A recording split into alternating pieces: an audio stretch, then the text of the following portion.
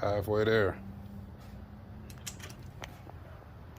Get these cams out. Get the fresh ones in.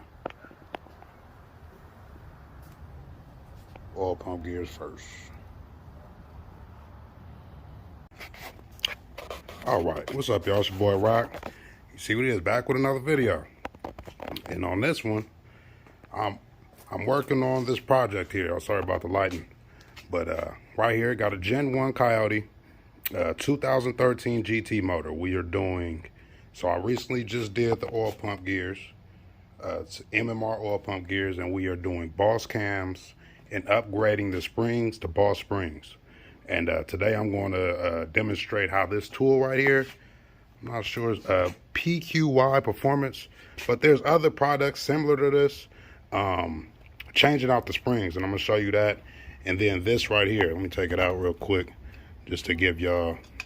So you're going to need a compression gauge, and you're going to need a compression tester. Matter of fact, I'm going to show you, because I bought 3 different gauge sets. So I got this one right here off of Amazon. The one I ordered before didn't work well. This one, perfect. This one fits the Coyote. For some reason, a lot of the different compression tester kits did not fit the Coyote.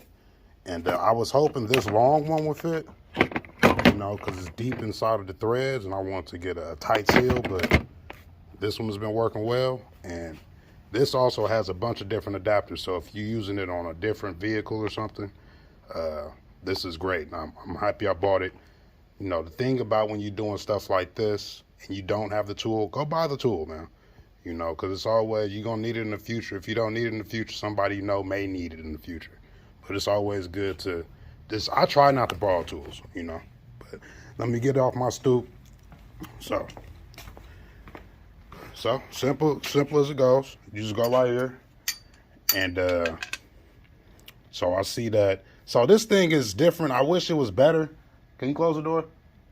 I wish it was better, because I wish it did each cylinder at once, but you could only do intake valves at you know, on this side while you have the cylinder compressed, and then so I just do the intake side first, and then I come down and I do the exhaust side.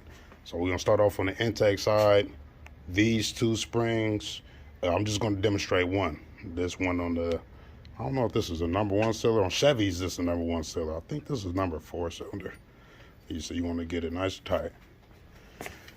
You wanna have your air. Set the phone down for a second.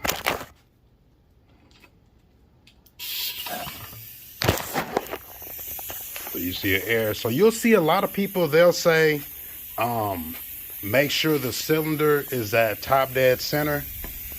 Let me see if I can find my light. Oops. I don't know how the light came on. But, so on the Coyote, it's not too hard to see, actually. See if I can catch it on camera. Ooh, it's going to be hard to get on camera. But you could flash a light down, and you'll see there, that one's up top. You can see that one's at top dead center. But once I put the compressed air in, it turns the whole motor. Now, I don't have any spark plugs in, so I'm pretty sure that's why, and I also don't have any cams in. And I believe they wanted that top dead center just to make sure the cams are closed. It's a lot easier when the cams are off a Coyote. You know that all the cylinders are closed. You know what I mean? So, bam, got that hooked up, so. It's only 2 parts of the tool. You need to have this bolt go directly through, and it's going to compress onto the spring using this other piece to the tool. So let me set it up, and I'll come back. I guess I'll stitch this video together, and then I'll show you how it looks when it's all hooked up. All right, so I got it hooked up. This is how it looks. And as you can see, once it goes down, the keepers are going to be exposed. I'm going to be able to use my magnet, and I'll give y'all a tip on the whole magnet thing on how to put the keepers back in a little easier. I was struggling at first. Luckily, I found a little trick. Now, when I looked at the instructions on this tool, it said not to use impact guns or anything. I'm sorry, I'm using the impact gun, and I've done that whole other side, so it's all right. You just need to watch what you're doing. I think it's because they don't want you to compress the spring too much. So boom, see it?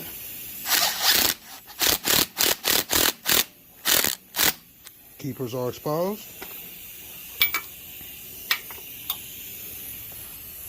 We come in here with the magnet.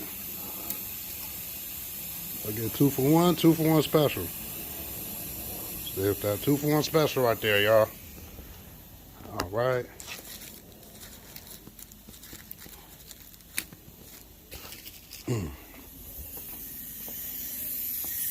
All right. So you see, keepers are out.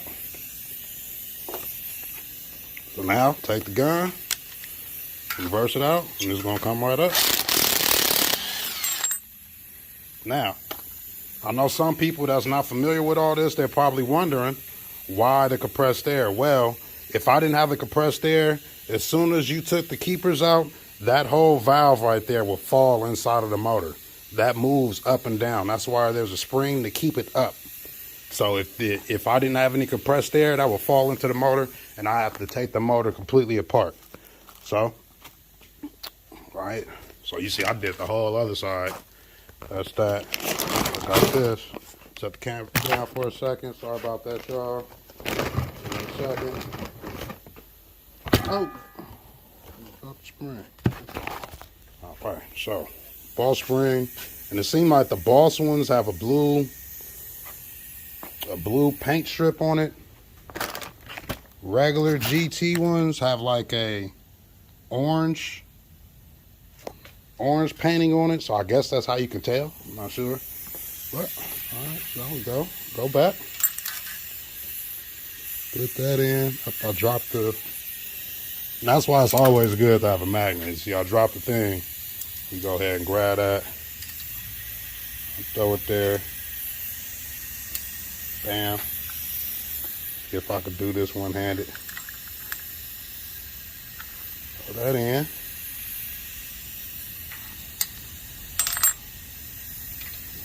Oh, I ain't gonna be able to do it one-handed, so I'll come back after this and I'll show it hooked up and me putting the keepers back in. I'm gonna show you the little trick I got. All right, I'm sorry about the compressor in the background, but it's necessary. I was gonna turn it off, but I wanna make sure a valve does not drop in the motor. You see I have it hooked up, back up. I'll go ahead, I'll compress it down.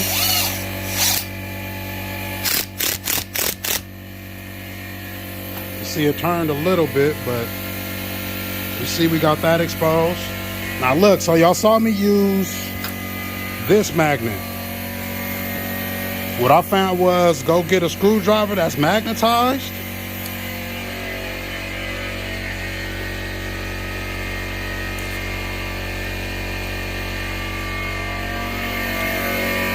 And this won't hold it as much.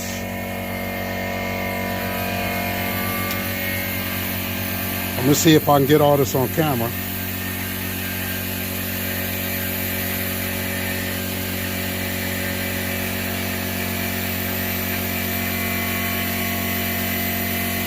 Hold on, give me a second.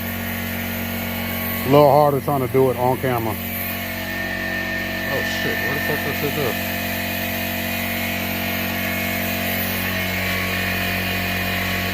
All right, lost the keeper. Let me go find it. All right, so I found it. So I'll try to put it on the tip like that.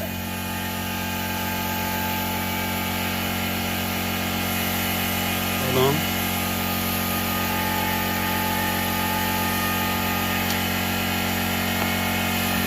It's a little tougher trying to do it on camera. Definitely gonna have to edit this part.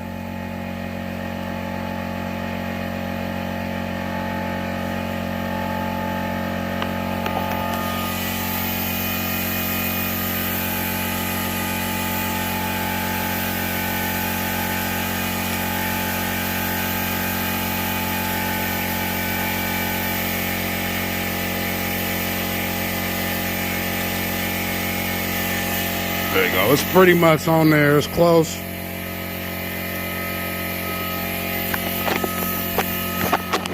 right, it's not on there correctly, but y'all see what I'm saying. Use a screwdriver that has that, not as much magnetism. All right, so a little fussing.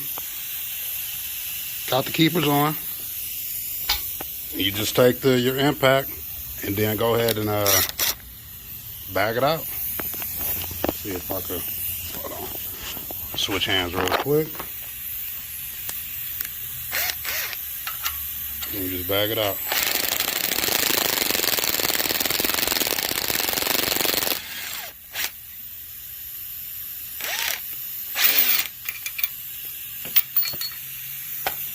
And bam. And with that, you have installed a spring on the Coyote. So stay tuned for more.